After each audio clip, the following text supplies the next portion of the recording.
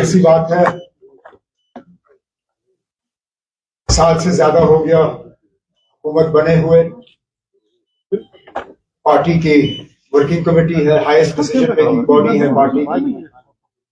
तो मौजूदा सियासी हालात पर बहस हुई। ऑनरेबल एमएलएज यहाँ पे मौजूद हैं, उनसे फीडबैक लिया गया। पार्टी के जो अहदेदार हैं उनसे हुकूमत की कारकर्दगी के बारे में फीडबैक लिया गया। कई सारे मशवरे उनके तरफ से आए और जैसे मैंने मीटिंग के खात्मे के दौरान अपने साथियों से कहा, जो भी मशवरे तंजीम के तरफ से या ऑनरेबल एमएलए के तरफ से मिले हैं उन सब पे जो है गौर करके उन पे अमल किया जाएगा।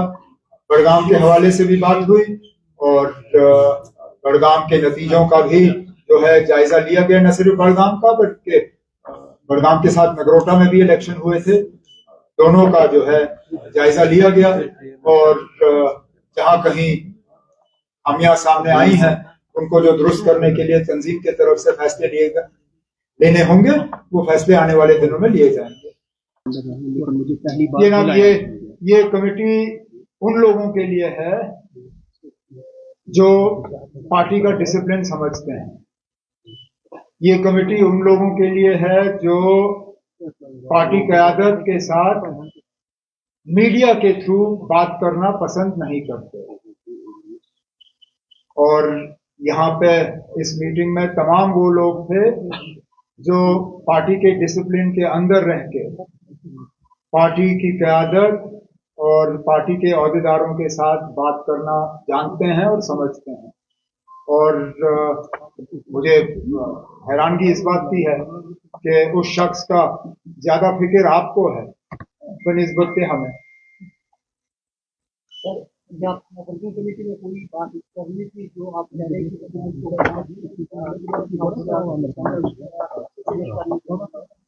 बातें तो बहुत हुई। इस बात पे भी जाहिर सी बात है,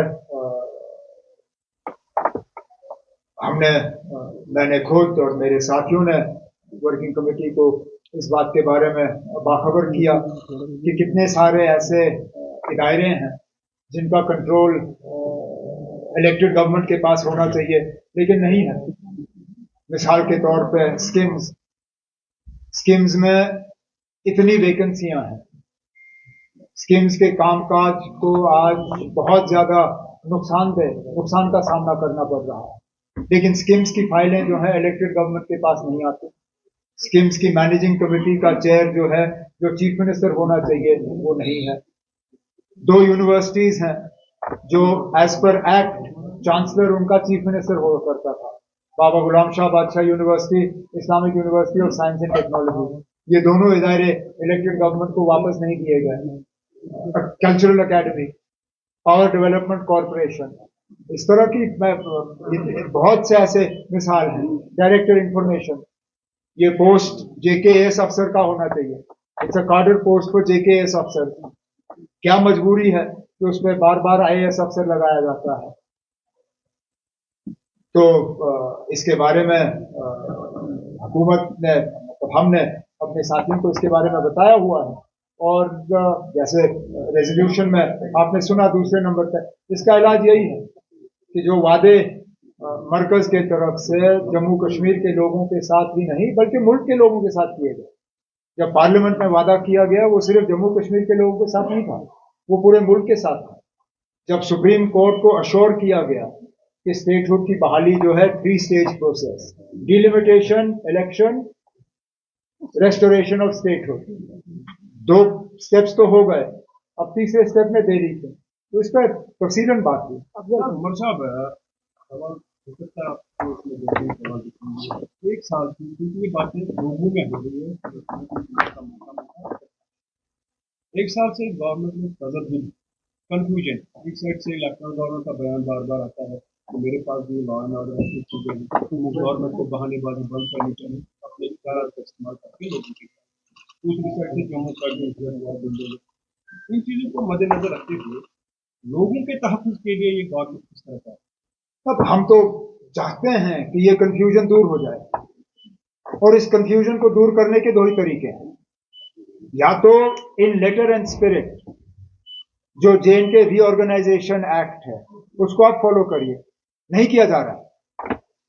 हम अपने दायरे से बाहर नहीं जा रहे, लेकिन हमारे दायरे में जो है दखल दिया जा रहा है।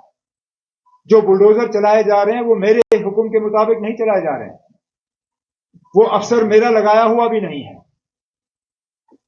अगर बुलडोजर चलाना ही है तो कम से कम उस महकमे के मिनिस्टर से तो पूछ लेते, उनको कॉन्फिडेंस में लिया जाना चाहिए। ये कहना आसान है कि आप हम दखल नहीं देते, अगर दखल नहीं दिया जा रहा होता बुलडोजर कैसे चलता?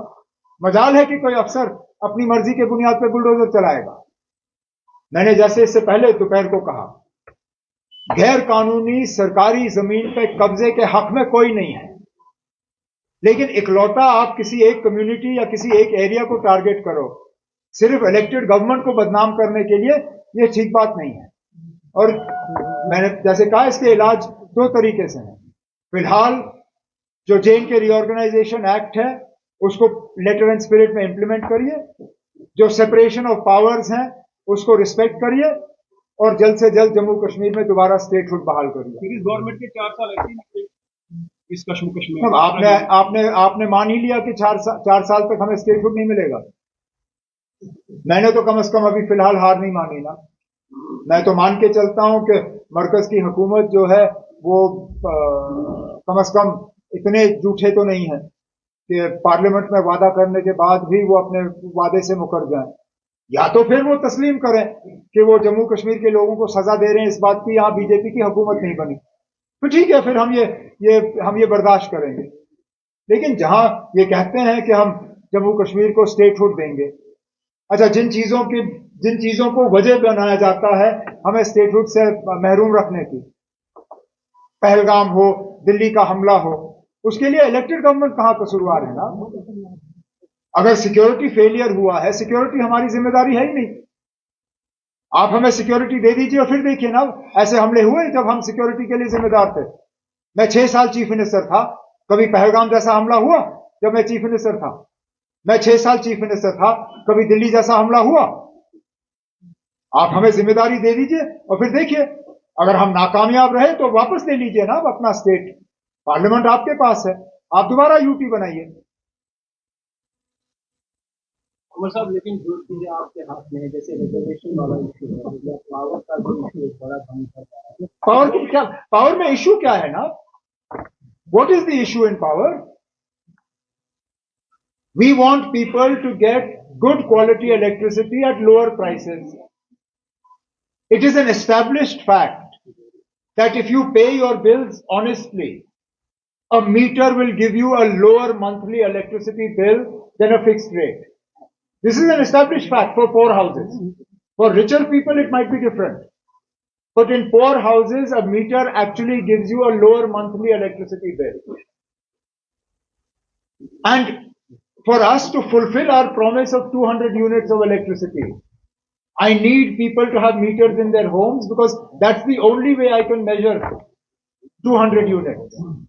I am constrained of being unable to fulfill this promise because percentage of metering is still far below 50%, which means the majority of the people of Jammu and Kashmir will not fall within the purview of this 200 units.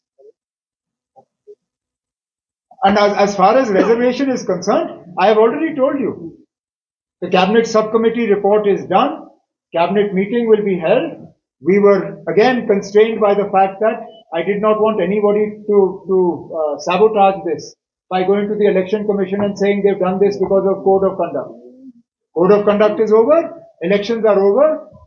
Next meeting of the cabinet, the minister concerned will bring the memo to the cabinet and we will discuss it there. बस अब एक burning issue चल रहा है वादी कश्मीर के अंदर। यहाँ पे जो डेली वेजर से आपने 6 महीने का वक्त उनसे मांगा था सर, लेकिन सिर्फ they are doing the protest right now. अब ये मुद्दा हमारा बनाया हुआ नहीं है, विरासत में हमें ये मुद्दा दिया गया है। हम भी चाहते हैं उसका हल निकले, लेकिन हल वैसा होना चाहिए जो कि कल को हम लागू कर सकें। हमने डेली वेजर्स से वक्त मांगा है, इससे पहले किसी हुकूमत ने उनका कोई काम नहीं किया। इससे पहले जो हुकूमत बनी थी 2015 में, उन्होंने झांसा देने के अलावा इनके लिए कुछ नहीं किया। जो लोग हमें हम नेशनल कॉन्फ्रेंस को मंशूर याद दिलाते हैं, मैं उन्हें याद दिलाना चाहता हूं कि सबसे बड़ा धोखा मंशूर के साथ पीडीपी ने किया, जब उन्होंने 2014 में बीजेपी के खिलाफ वोट मांगे और फिर बीजेपी के साथ जाके हाथ मिलाया। हम लोग कम से कम वो हैं जो मंशूर में वादा करते हैं, चलिए वक्त लगे लेकिन हम अपने वादे पूरे करते हैं। हमने कहा था हम बीजेपी को बाहर रखेंगे, बीजेपी को बाहर रखा। हमने कहा हम असेंबली में रेजोल्यूशन लाएंगे, रेजोल्यूशन लाया। हमने कहा हम कैबिनेट में रेजोल्यूशन लाएंगे, लाया। हमने कहा हम लोगों के मुतालबे हल करेंगे, एक एक करके हम मुतालबे हल कर रहे हैं। हमने अपने मंशूर को नजरअंदाज नहीं किया। हमने सिर्फ ये कहा कि ये 5 साल के लिए हमारे वादे हैं लोगों के साथ। आपने जब हमारी परफॉर्मेंस को नापना होगा, आप तब नापिए जब हमारा टर्म खत्म होगा। कैबिनेट एक्सपेंशन के लिए कोई डिसीजन यहाँ पर लिया गया? सदर मोहतरम इसमें साथियों के साथ मशवरा करके जैसे इनकी हिदायत होगी, इनकी हिदायत के मुताबिक हम काम करेंगे। ओके, चलें।